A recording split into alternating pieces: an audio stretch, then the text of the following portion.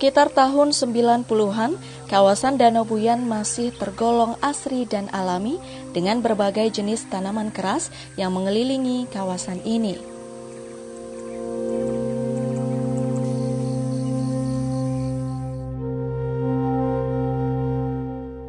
Danau Buyan yang berada di Desa Pancasari, Kabupaten Buleleng, kini telah berubah.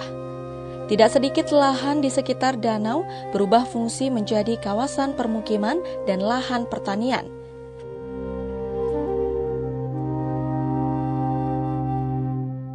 Beginilah wajah Danau Buyan saat ini.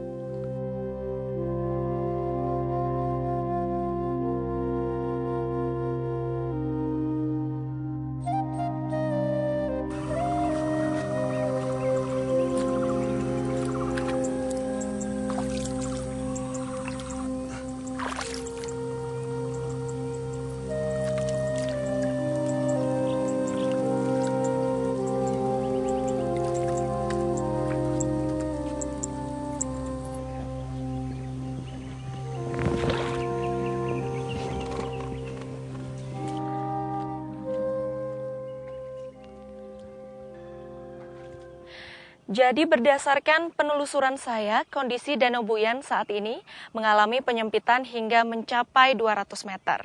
Seperti yang kita bisa lihat di sini.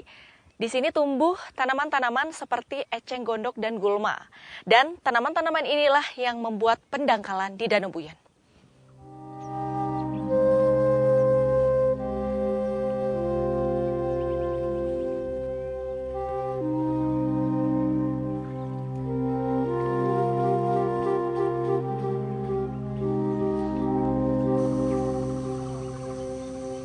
Kondisi danau yang memiliki luas 4,93 km ini tergolong mengkhawatirkan.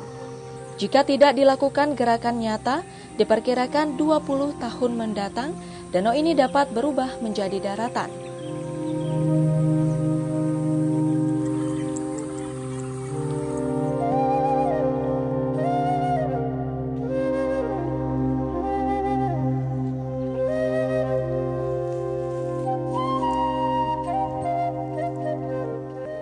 Seperti ini contohnya, tanaman-tanaman ini tumbuh dengan subur di danau yang sebenarnya sangat cantik ini.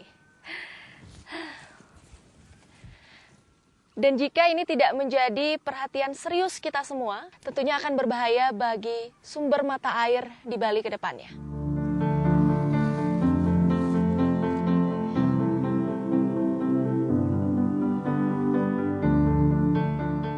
Danau Buyan merupakan salah satu dari 4 danau yang menunjang ketersediaan air bagi Bali. Turunnya air danau menambah kecemasan Bali di ambang krisis air.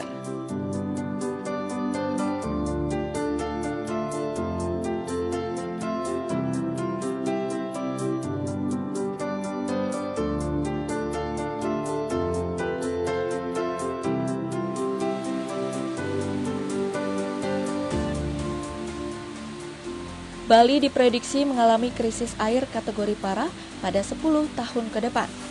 Tidak saja dari segi kualitas, tapi juga kuantitas. Sebagai gambaran, sesuai data WHO, setiap orang membutuhkan 150 liter air per hari. Jumlah ini harus tersedia bagi 4,2 juta penduduk Bali.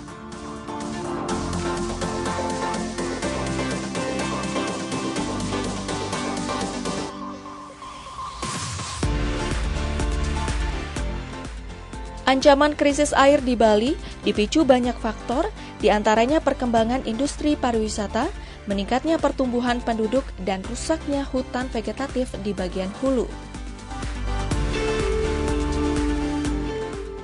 Menurunnya luas hutan, tanaman yang besar, terus tanaman yang besar-besar di petani juga sangat-sangat berkurang.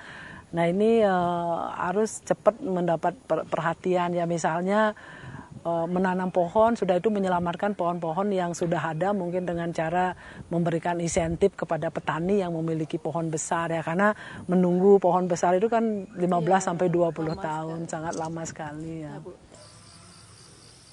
Alih fungsi vegetasi di sekitar Danau Buyan dari tanaman keras menjadi hortikultura seperti tanaman kol dan sawi, disinyalir juga menyebabkan kualitas air danau menjadi menurun.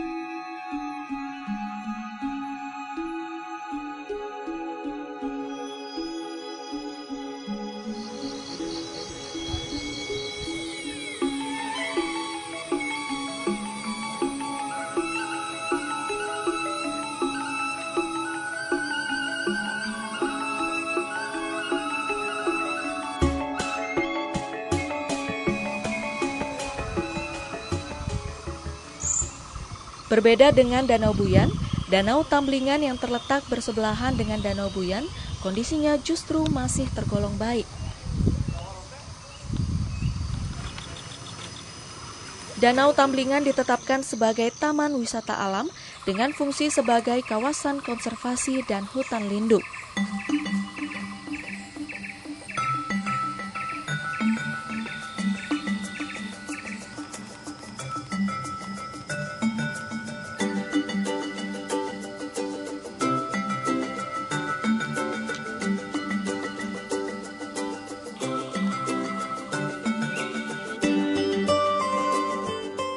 Dengan status seperti ini, secara otomatis pengelolaan hanya bisa dilakukan menyangkut konservasi alam. Hal ini sudah terwujud dengan pemanfaatan danau selama ini oleh nelayan dengan menggunakan peralatan tangkap ikan dan perahu tradisional.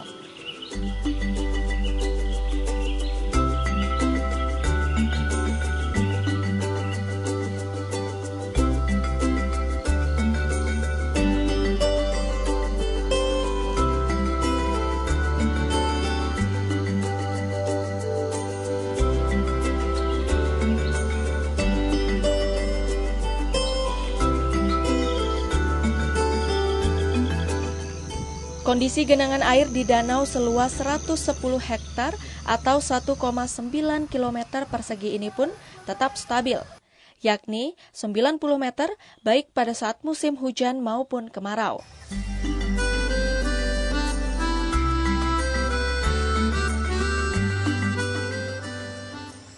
Tutupan vegetasi tanaman di sekeliling danau kondisinya masih sangat bagus.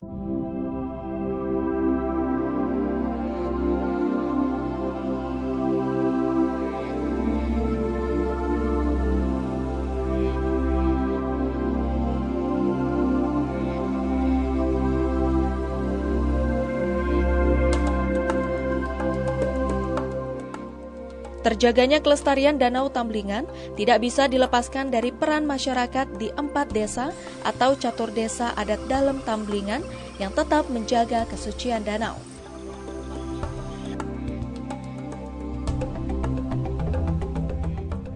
Apa yang menyebabkan kondisi antara Danau Buyan dengan Danau Tamblingan ini sangat berbeda, padahal kedua danau ini saling berdampingan?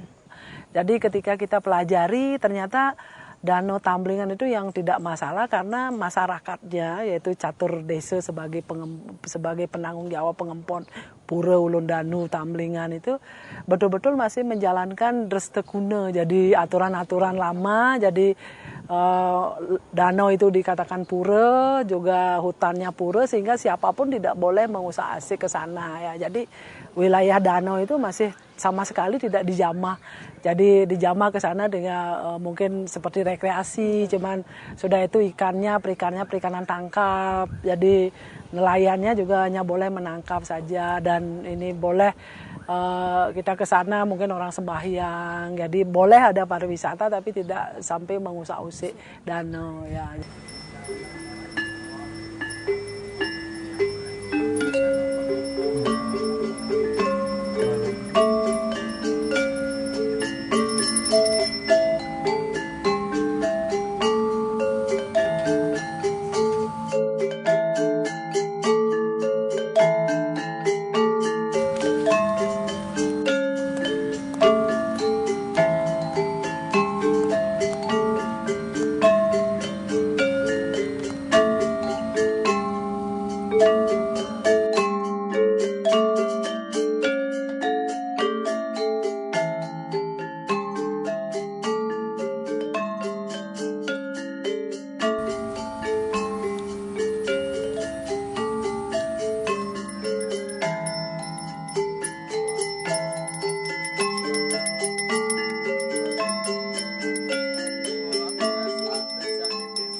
Kepercayaan masyarakat akan nilai-nilai kesucian danau telah menjadi salah satu solusi dalam pengelolaan kawasan danau. Terlebih bagi Danau Buyan yang saat ini tengah menghadapi permasalahan.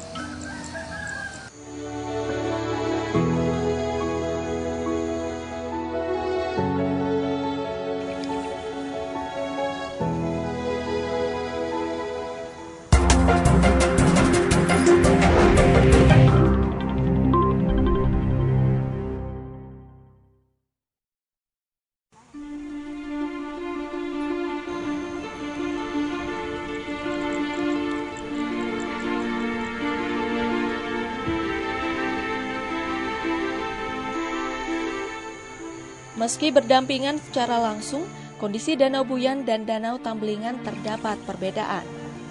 Proses sedimentasi atau pendangkalan Danau Buyan dipicu oleh pengelolaan lahan-lahan pertanian di pinggir danau yang kurang memperhatikan konservasi.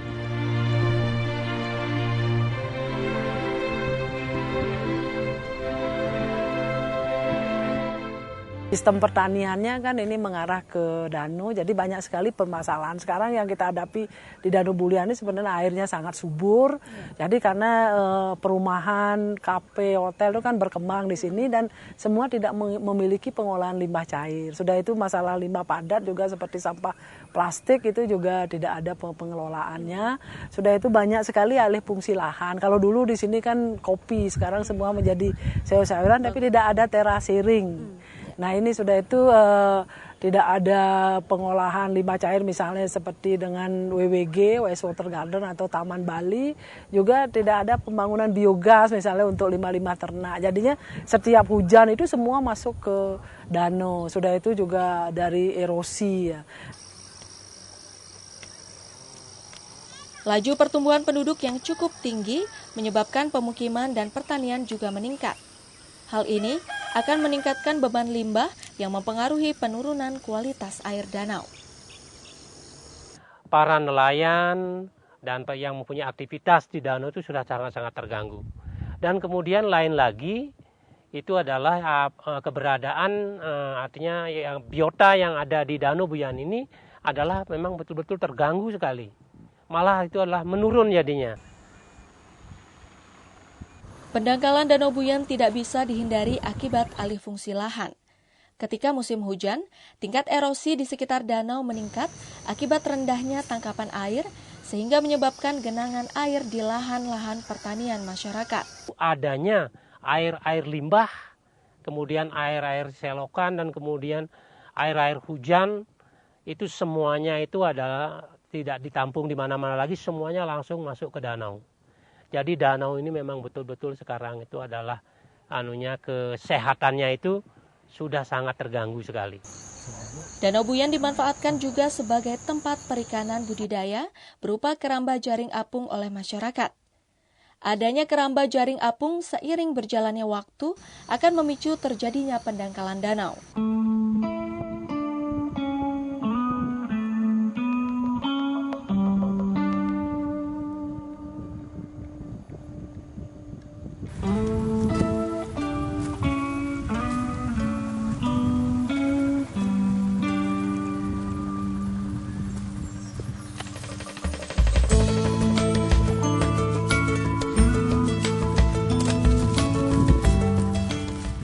Perilaku pertanian yang memanfaatkan pupuk kimia juga menyebabkan kualitas air Danau Buyan menjadi menurun.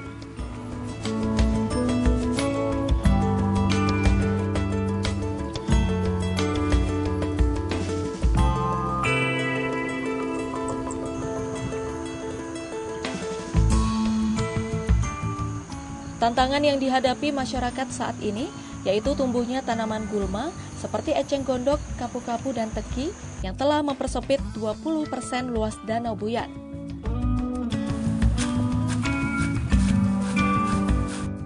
Yang cepat seharusnya mendapat penanganan masalah gulma nih sekarang. Ini kan hampir 15 ya.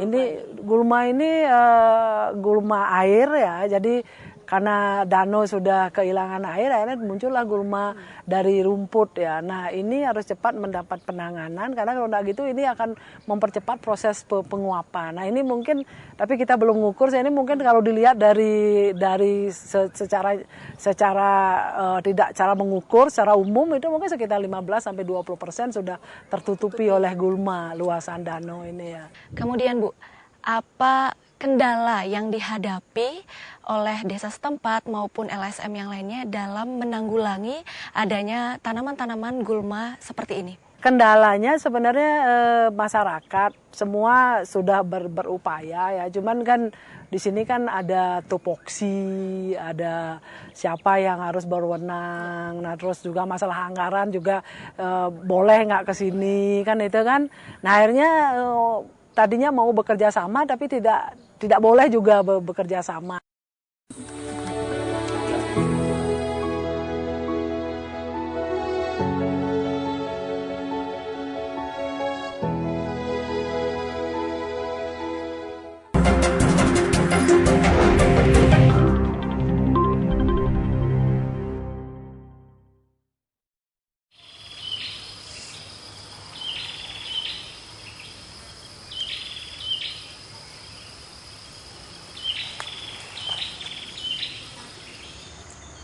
Mengatasi permasalahan yang dihadapi Danau Buyan, diperlukan sinergi baik dari masyarakat, akademisi, dan pemerintah.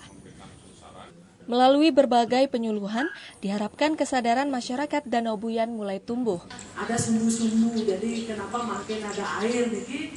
Karena sumbu-sumbu itu tertutupi oleh tanah-tanah, oleh koloid namanya.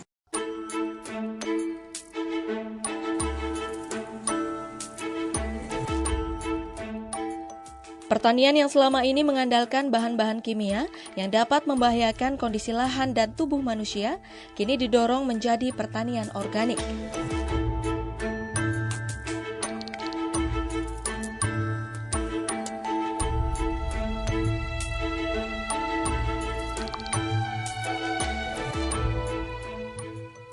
Tumbuhan gulma yang selama ini mengganggu kelestarian danau dimanfaatkan masyarakat untuk diolah menjadi pupuk kompos.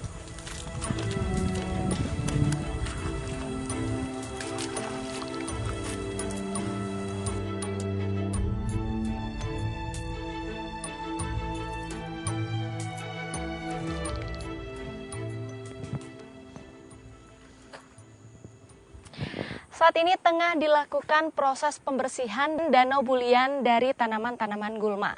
Dan nantinya tanaman-tanaman gulma ini akan digunakan sebagai pupuk kompos.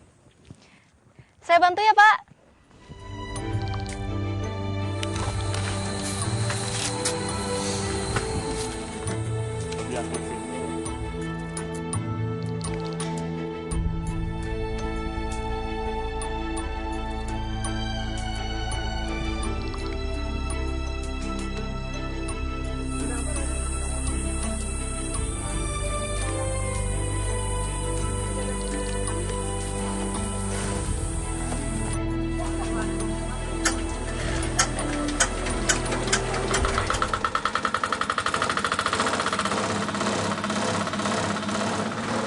Usaha ini mendapat pendampingan dari Pusat Pengendalian Pembangunan Ekoregian Bali Nusra, Kementerian Lingkungan Hidup dan Kehutanan yang memfasilitasi pelatihan dan prasarana. Dengan program ini, selain gulmanya dibersihkan, upaya dari catchment area sini untuk pertaniannya menggunakan organik sehingga pupuk kimia tidak lagi mencemari danau seperti itu.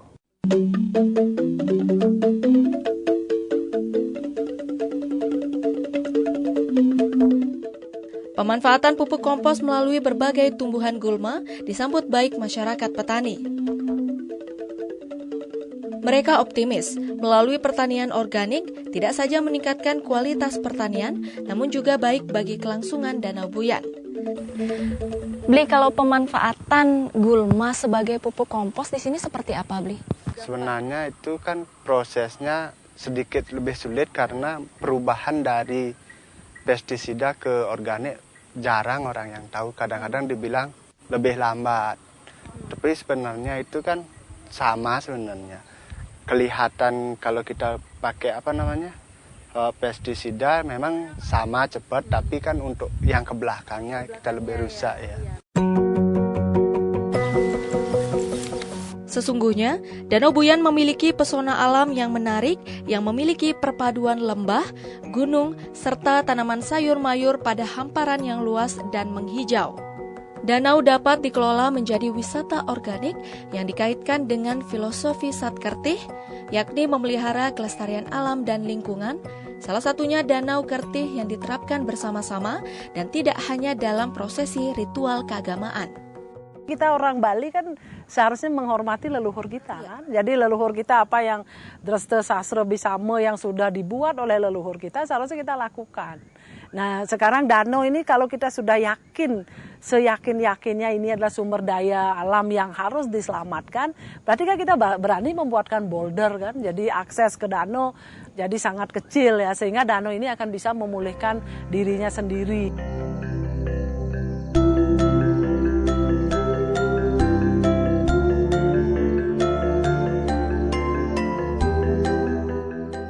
Keberadaan danau sangat penting dalam penyediaan sumber air bagi kawasan sekitarnya. Namun, ketika air danau dan kualitas vegetasi di sekitarnya rendah, maka kehidupan di sekitar danau akan menghadapi ancaman krisis air. Mengembalikan kondisi Danau Buyan sebagai sumber air menjadi tantangan bagi masyarakat sekitarnya. Sebuah keniscayaan, Danau Buyan akan terselamatkan bila ada kesadaran kita semua. Sebuah harapan dari tepian Danau Buyan.